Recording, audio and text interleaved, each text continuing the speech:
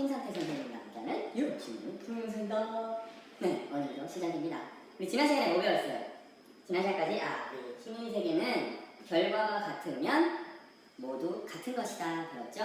우리가 겉으로 볼 때 모양, 빠르기, 운동 방향이 똑같이 변한다 세 개다? 똑같은 힘이 작용했구나 라고 알 수 있다. 그런데 힘이 하나만 작용하는 것은 아니기 때문에 이 여러 개의 힘을 더했을 때 그 힘을 우리는 합력이라고 한다. 힘을 더한다라는 걸 합력이라고 했죠. 더한 힘. 근데 그 한 물체에 작용한 힘들을 전부 더했을 때 알짜로 남는 그 효과, 그걸 뭐라고 한다? 알짜 힘이라고 한다 했습니다. 그런데 이 알짜 힘이 0일 때, 즉 여러 개가 작용했지만 힘이 아예 작용하지 않은 것 같은 그런 상태를 알짜 힘이 0이다 라고 하고 네 글자로 힘의 형이라고 한다. 그래서 우리 예시를 하나 보시면요, 이런 거죠. 이 경우 어때요? 아이고. 오예! 오예!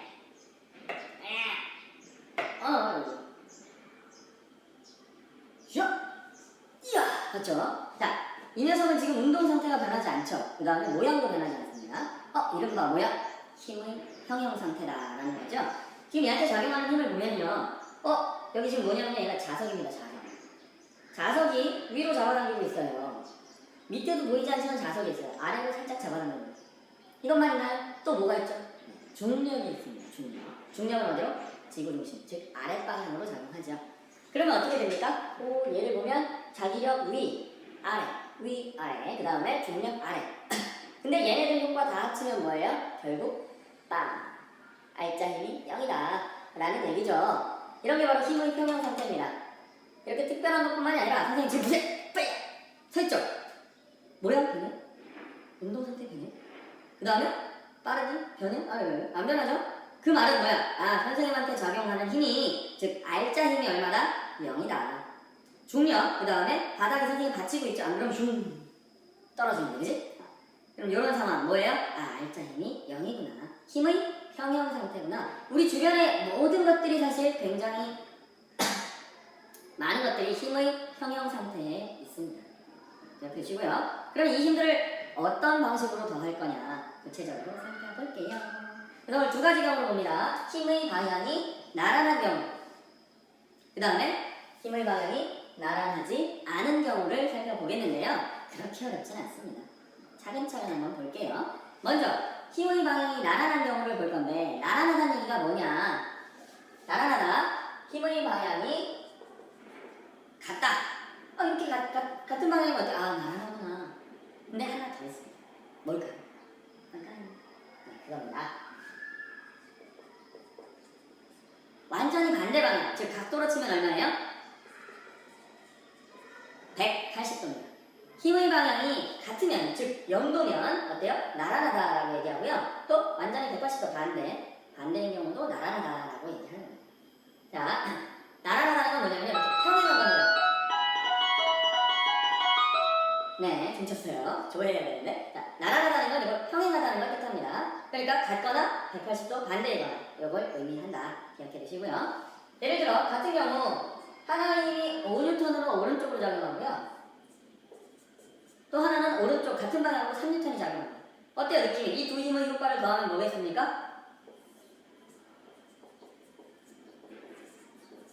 네, 그냥 더하면 돼요. 8N이에요. 그렇죠? 같으니까 그냥 더하면 되겠죠. 근데 반대! 5N, 3N인 경우 어떻게 써요? 반대니까 어떻게 하면 돼? 5 빼기 3 2N이구나 라고 생각할 수 있습니다. 이게 오른쪽을 우리가 수입이라고 치면 왼쪽은 지출이에요. 그러니까 반대니까 빼주면 된다. 쉽죠? 그냥 더하고 빼주면 됩니다.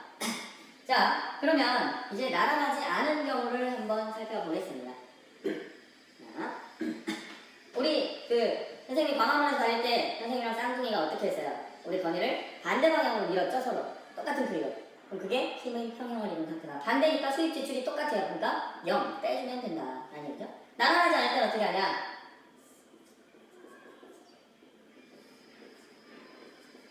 자, 5N씩 작용하는데 이렇게 비스듬하게 작용하는 거죠. 그럴 때는 어떻게 하냐? 먼저 이 힘을 이렇게 옮겨옵니다. 나란하게 유지하면서 쭉 끌고 와요. 근데 어디까지? 여기까지.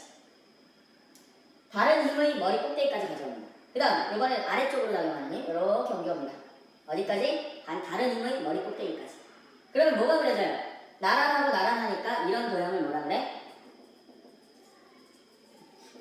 평행사변형이다 라고 얘기하죠.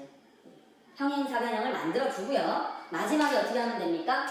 작용점에서 반대쪽 끝 꼭지점으로 쭉 당겨주면 돼요. 이게 뭐예요? 합력입니다. 이게 합력이에요. 어렵지 않죠?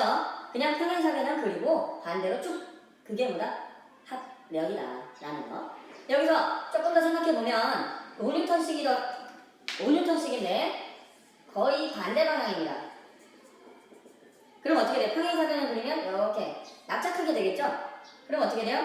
이렇게 더해봐야 얼마 안 돼요. 근데 점점 어떻게 같은 방향으로 옵니다. 그럼 어떻게 돼? 평행사변을 그리면 점점 길어지죠. 그러다가 이게 어느 때 최대가 됩니까? 맞습니다. 완전히 같은 방향일 때 얼마야? 5 더하기 5, 10N이 돼요. 그러니까 아하, 힘은 완전히 반대 방향이면 제일 효과가 작아지고 점점 각도가 커져서 같아질 때까지 힘의 효과가, 즉 합력이 더 점점 커진다라는 얘기입니다. 자, 힘이 나란할 때 같은 방향일 때 더하고 완전 반대일 때 빼주고 점점 가까이 올수록 어때요? 힘의 효과, 즉 합력이 커진다라는 개념입니다. 쉽죠? 수입 지출 더하고 빼고 약간 비스듬하면 점점 가까워질수록 각도가 같아질수록 뭐다? 힘의 효과가 커진다. 이렇게 기억하시면 되겠습니다. 자, 그럼 우리 힘의 측정과 합력 여기까지 하도록 하겠습니다. 오늘 어디로 갈까요? 이쪽으로 갈까요? 네.